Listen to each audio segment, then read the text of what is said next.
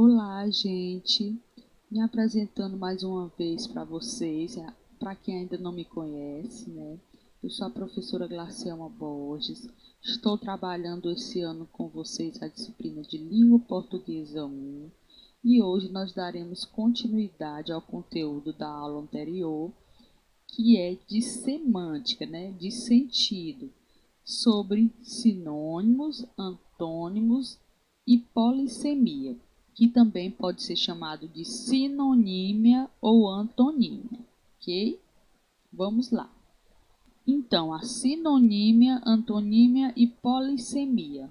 Vamos relembrar esses conceitos e trabalhar com mais exemplos, certo? É muito importante termos o hábito de ler bons livros, histórias em quadrinhos, jornais e outros, para que cada vez o nosso vocabulário se torne mais aperfeiçoado, né? Para que a gente aprenda palavras novas e consiga identificar seus significados. Nesse nosso conteúdo que nós estamos trabalhando, né, sinônimos, antônimos e polissemia, é essencial que nós saibamos a maior quantidade de significados de palavras possíveis para podermos exercitar esse conteúdo. Até porque quando eu vou, por exemplo, comparar uma palavra com a outra para identificar se ela é sinônima da outra, então eu tenho que conhecer o significado dessa palavra, né?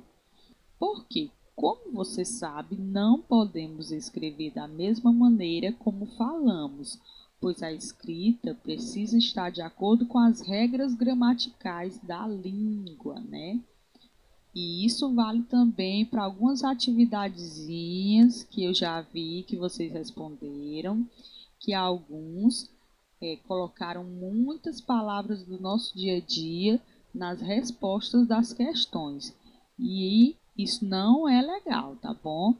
Uma coisa é nossa linguagem do dia a dia com os nossos amigos, com a nossa família. Outra coisa é nossa atividade na escola, porque há regras, há formalidades que nós devemos seguir, certo? Então, quando falamos em sinônimos, lembramos de significado, né? Semântica. E esse significado nos leva à ideia do dicionário, porque ele deve ser o nosso companheiro constante, certo? Toda vez que você for ler um texto, e aí quanto mais difícil, né? Você tem que se apegar com o dicionário para praticar, para reconhecer palavras novas. Qual é a palavra que tem o mesmo sentido de menino, por exemplo, né? Aí nós podemos criar várias situações, procurar vários sinônimos, várias palavras para se encaixar nesse conceito. Então vamos lá. Podemos dizer, por exemplo, garoto, né, que é sinônimo de menino. Assim como podemos também falar que caridade é o mesmo que bondade. Apenas houve a mudança de palavra, mas o significado permanece o mesmo, né? E, por exemplo, se eu não souber o significado de caridade, como é que eu vou associar essa palavra à bondade, né? Então, não tem como. Por isso, a importância da leitura e dessa procura pelo dicionário dos significados. Não pensem, né, que você vai pegar o dicionário e você vai sair decorando as palavras, não. A gente aprende com calma, né, no detalhe, procurando associar essas informações a outras informações que nós já temos, e aí você vai conseguindo criar um repertório, né, um vocabulário de palavras. Por isso dizemos que sinônimo significa semelhança de sentido. E aí nós vamos observar aqui algumas situações, alguns exemplos. Casa, a casa da gente, o sinônimo, nós podemos encontrar o sinônimo como residência, certo? Então aí já vai aumentando seu repertório, já vai aumentando a quantidade de palavras relacionadas a esse conceito. Alegria, nós podemos associar a esse significado a palavra felicidade, que é sinônimo. Percurso, né? Aquele trecho, por exemplo, que eu vou à escola, que eu vou ao trabalho, que eu vou à casa de um amigo, eu chamo de percurso, né? Aquele espaço entre a minha casa e esse destino. E aí o sinônimo aqui, trajeto. Questionar, sinônimo de perguntar, né? De fazer pergunta. Então, fazer questionamentos. Brincadeira, sinônimo de diversão. Carinho, sinônimo de afeto, né? O mesmo significado ou significado semelhante.